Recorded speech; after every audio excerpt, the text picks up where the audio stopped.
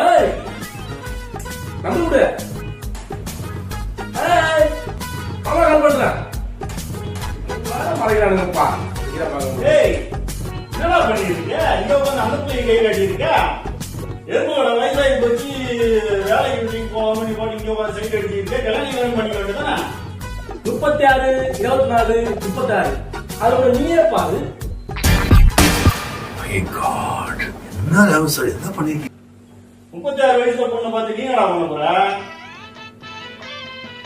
நீ 70s 90s உனக்கு புரியாது. நீ கிளம்பு. ஒரு ஜன் தத்துவம் என்ன சொல்லுகிறது என்றால், மோதிரம் போடாத விரலும் இடிபடாத உரலும் இருந்தால் என்ன இல்லாட்டி என்ன. உன் நல்லதுதான் சொல்றேன், பாத்துக்க. அவ்வளவுதான்.